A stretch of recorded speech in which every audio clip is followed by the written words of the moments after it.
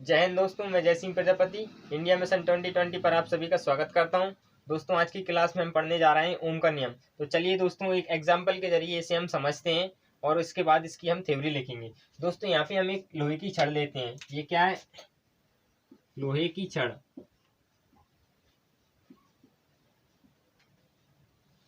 ठीक है ना दोस्तों, ये लोहे की छड़ है। इसे अगर इधर से गर्म किया जाए, इधर से यहाँ पे आग में इसे तपाया जाए, मतलब कि इसे गर्म किया जाए, तो इसमें जो ऊष्मा उत्पन्न होगी वो इधर के लिए विस्थापन होगा। ऊष्मा का इधर से इधर की ओर चालन होगा। तो सेम इसी से उन्होंने क्या तुलना की? विद्युत धारा की तुलना की। ठीक है ना। जैसे जैसे हम ये ताप को बढ़ाएंगे वैसे वैसे ऊष्मा यहाँ पे इधर से इधर विस्तृत होती जाएगी। ठीक है ना। तो दोस्तों, ये क्या है? लोहे की जो रॉड है, लोहे की जो छड़ है, वो बहुत तेजी से गर्म हो जाएगी और इसकी ऊष्मा इधर के लिए स्थानांतरित होने लगेगी। ठीक है ना। तो सेम इस ग्राफ में हम समझते हैं, यहाँ पे ताप, जैसे जैसे ताप बढ़ा रहा है वैसे वैसे क्या हो रहा है? यहाँ पे ऊष्मा बढ़ रही है। ठीक है ना। तो सर्वप्रथम जर्मनी के जो भौतिक वैज्ञानिक थे, जिनका नाम था जॉर्ज साइमन ओम, उन्होंने विद्युत चालन की तुलना इसी से की। विद्युत चालन की तुलना ऊष्मा चालन से की। ठीक है ना। ऊष्मा की चालन समझ गए। ऊष्मा चालन क्या है? जैसे जैसे हम ताप बढ़ा रहे हैं यहाँ पे, वैसे वैसे इस जो लोहे की रॉड है ना, इसमें क्या है? ऊष्मा बढ़ती जा रही है और इसकी गति भी बढ़ती जा रही है। ठीक है ना।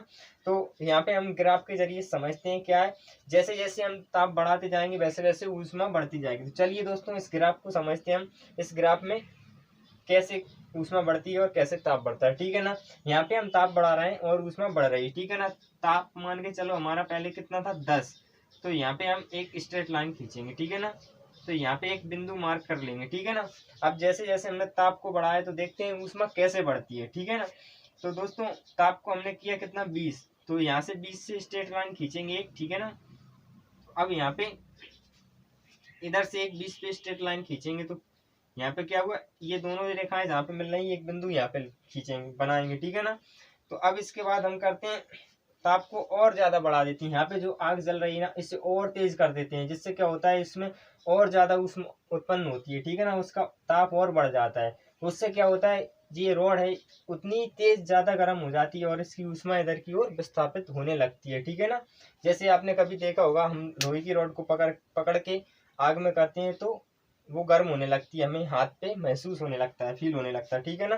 तो जैसे ही हम यहाँ पे ताप को बढ़ाएंगे, यहाँ पे अब 30 करके देखते हैं, तो 30 पे से एक स्ट्रेट लाइन खींचेंगे। ठीक है ना। इधर से 30 पे से स्ट्रेट लाइन खींचेंगे तो यहाँ पे क्या? एक बिंदु मिलेगा हमें। ठीक है ना। इस तरीके से यहाँ पे 40 पे, इधर से 40 पे। ठीक है ना। तो यहाँ पे एक पॉइंट मिलेगा। पॉइंट को हम मिला देंगे ना, तो एक सीधी सी स्ट्रेट लाइन हमको इस तरीके से मिल जाएगी। इससे क्या साफ जाहिर होता है कि हमारी ताप बढ़ाने से क्या बढ़ रही है? ऊष्मा बढ़ रही है। तो सेम जो वैज्ञानिक थे जॉर्ज साइमन ओम, उन्होंने सन 1828 में एक नियम का प्रतिपादन किया, जिसे हम ओम का नियम कहते हैं। उन्होंने क्या कहा कि जो कोई भी विद्युत परिपथ होगा तो उसमें जो विद्युत धारा होगी वो विभवांतर को बढ़ाने पर बढ़ेगी। ठीक है ना। तो जैसे जैसे किसी भी परिपथ में, ये कोई भी सर्किट है, सपोज करो ये रेजिस्टेंस प्रतिरोध है आर। ठीक है ना। इसमें हम वोल्टेज क्या दे रहे हैं? भी दे रहे हैं। अब इसकी मात्रा हम बढ़ाते जाते हैं। स्टार्टिंग में हमने 10 दिया। ठीक है ना। तो यहाँ पे हमें क्या मिला? एक पॉइंट। ठीक है ना। इसी तरीके से यहाँ पे बढ़ाते जाओ, 20 पे मिलेगा एक। ठीक है ना। यहाँ पे 30 पे करके देखो, इधर से 30 पे करके देखो तो यहाँ पे एक पॉइंट मिल जाएगा। यहाँ पे एक 40 पे करो। ठीक है ना। इधर से 40 करो तो इधर पे एक पॉइंट यहाँ पे मिल जाएगा। इधर से 50, जैसे जैसे हमने वोल्टेज बढ़ाया, ये 50 की है वोल्टेज, तो यहाँ पे क्या होगा? इधर से भी ये एक पॉइंट हमको मिल जाएगा। ठीक है ना। अब सेम यहाँ पे इन बिंदुओं को मिलाएंगे तो हमें एक स्ट्रेट लाइन, सीधी रेखा मिलेगी हमें। ठीक है ना। इससे क्या जाहिर होता है? विभवांतर को बढ़ाने पर, किसी भी परिपथ में विभवांतर को बढ़ाने पर सीधे सीधे धारा पे फर्क पड़ रहा है। धारा भी, करंट भी क्या कर रहा है? हमारा बढ़ रहा है। ठीक है ना। तो चलिए दोस्तों, इन सब के लिए हम एक थ्योरी लिखते हैं। ठीक है ना।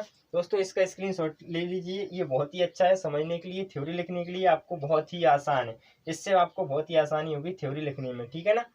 दोस्तों, मैं इसे रब कर रहा हूँ, आप इसका स्क्रीनशॉट ले लीजिए। ठीक है। चलिए दोस्तों, मैंने यहाँ पे लिख दिया है ओम का नियम। अब इसे हम समझते हैं। यदि किसी चालक की भौतिक अवस्था, मानो कोई भी चालक है, कोई भी चालक है, ये लोहे का या छड़ है या फिर रेजिस्टेंस ले लेते हैं हम, ठीक है ना।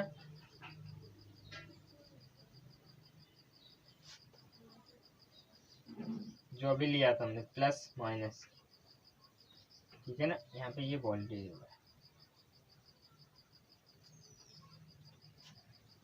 यदि किसी चालक की भौतिक अवस्था, ताप, यांत्रिक विकृति आदि में परिवर्तन न हो तो उसमें बहने वाली धारा चालक के सिरों के बीच लगाए गए विभवांतर के अनुक्रमानुपाती होती है, ठीक है ना।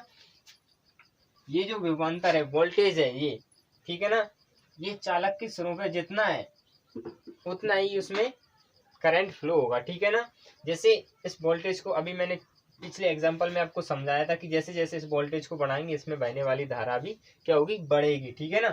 तो यही कह रहा है ओम का नियम भी, यदि किसी चालक की भौतिक अवस्था में परिवर्तन ना हो तो उसमें बहने वाली धारा, यानी कि इसमें धारा आई बह रही है ना, जो उसमें बहने वाली धारा चालक के सिरों के बीच, चालक क्या है ये, इसके जो दो सिरे हैं ना, इन दोनों सिरों के बीच में जो वोल्टेज लगाया है, ठीक है ना, विभवांतर है, उसके अनुक्रमानुपाती होगी, ठीक है ना। तो चलिए दोस्तों हम इसके लिए और आगे लिखते हैं। मैंने यहाँ पे लिख दिया, माना किसी चालक में बहने वाली धारा आई तथा चालक के सिरों के बीच लगाया गया विभवांतर भी हो तो, ठीक है ना, ओम के नियम अनुसार क्या होगा, अनुक्रमानुपाती होना चाहिए, ठीक है ना। तो हम यहाँ पे लिखते हैं, ओम के नियम अनुसार अनुक्रमानुपाती का ये साइन होता है डायरेक्टली प्रोपोर्शनल, ठीक है ना। ये धारा, ठीक है ना, ये क्या हुआ हमारा विभवांतर, ठीक है, और ये क्या हो गई हमारी धारा। अब क्लियर समझ में आ गया यहाँ तक आपको, मुझे उम्मीद है आपको यहाँ पे समझ में आ गया होगा, ठीक है ना। अब यहाँ से आगे हम क्या लिखेंगे, इस साइन को हटाने के लिए हमें एक कांस्टेंट लेना होता है, ठीक है ना, एक अनुपातिक नियतांक लेना होता है, ठीक है ना। तो यहाँ पे इस नियतांक को हटाएंगे तो क्या हो जाएगा,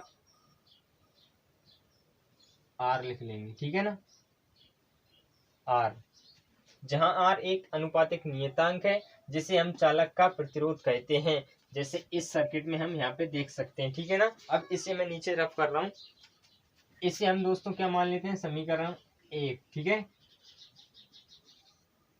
समीकरण 1 को हम इस प्रकार से भी लिख सकते हैं, ठीक है ना, V अपॉन में I equals to r, r यहाँ पे रह जाएगा, आई यहाँ से इसके नीचे आ जाएगा, ठीक है ना। इस तरीके से भी हम इसे लिख सकते हैं, समीकरण ऐसे दो मान लो दोस्तों। जो आर नियतांक है इसका मान वोल्टेज और करंट के ऊपर बिल्कुल भी निर्भर नहीं करता, अपितु इसका मान किसके ऊपर निर्भर करता है, जो चालक है हमारा, कोई भी सपोज करो ये रेजिस्टेंस है, प्रतिरोध, जो चालक है इसकी प्रकृति पर, इसकी लंबाई पर, या फिर अनुप्रस्थ काट का क्षेत्रफल, उस पर निर्भर करता है। आर का मान वोल्टेज और करंट पर बिल्कुल भी निर्भर नहीं करता है दोस्तों। अब हम वोल्टेज और करंट, जो विभवांतर और धारा है, उसके बीच हम ग्राफ खींचते हैं, ठीक है ना। मैं इसे रफ कर रहा हूँ दोस्तों। मैंने आपको ताप का उदाहरण दिया था, जो छड़ को गर्म करने पर उसमें ऊष्मा बढ़ती है, उसी प्रकार हमने एक तरफ सर्किट बनाया था, उसमें रेजिस्टेंस भी लिया था, वोल्टेज भी लिया था, धारा करंट आई भी लिया था, ठीक है ना। तब मैंने आपको समझाया था कि उसका करंट कैसे बढ़ता है वोल्टेज के साथ साथ, ठीक है ना। तो उसी का हमें यहाँ पे ग्राफ बनाना है, ठीक है।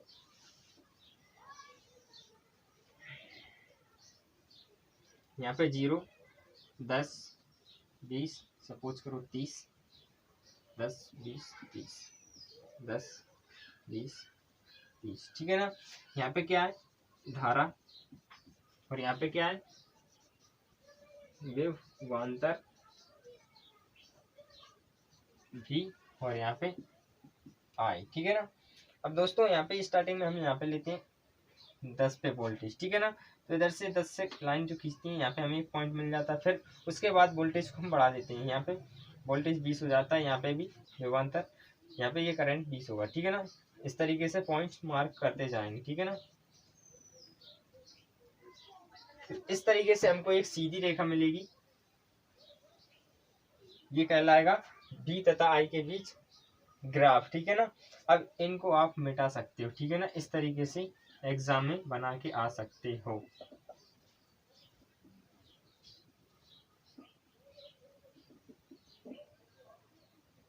तो दोस्तों ये हो गया आई तथा बी के बीच ग्राफ। जैसे जैसे विभवांतर बढ़ता जाएगा वैसे वैसे धारा आई बढ़ती भी जाएगी, ठीक है ना। यही होता है ओम का नियम। चलिए दोस्तों यहाँ तक बी तथा आई के बीच ग्राफ हो गया। अब इसकी कुछ सीमाएं पढ़ लेते हैं हम, ठीक है ना। ओम का नियम है, इसकी सीमाएं क्या क्या रहती है।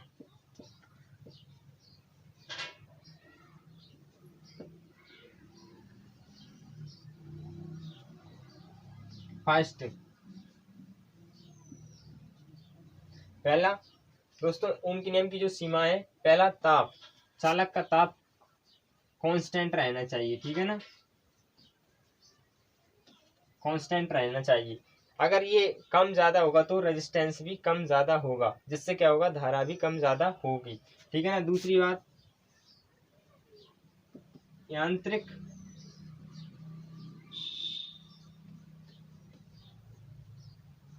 चालक की जो यांत्रिक विकृति है, अगर उसमें कोई परिवर्तन आता है तो धारा का मान भी घट या बढ़ सकता है। जैसे चालक की हमने लंबाई बढ़ा दी या फिर अनुप्रस्थ काट का क्षेत्रफल बढ़ा दिया तो उससे धारा का मान भी घट बढ़ सकता है, ठीक है ना। तो ये दोनों कंडीशंस होती हैं, ओम का नियम तभी लागू होता है, ठीक है ना। एक तो ताप कांस्टेंट रहना चाहिए और दूसरी यांत्रिक विकृति नहीं होना चाहिए। तो दोस्तों यहाँ पे होती है हमारी क्लास खत्म। ये हुआ पूरा ओम का नियम। आई होप आपको समझ में आया होगा। दोस्तों अगर आपको वीडियो अच्छी लगी हो तो अपने दोस्तों तक जरूर शेयर करें तथा वीडियो को लाइक करें और हमें सपोर्ट करें। धन्यवाद।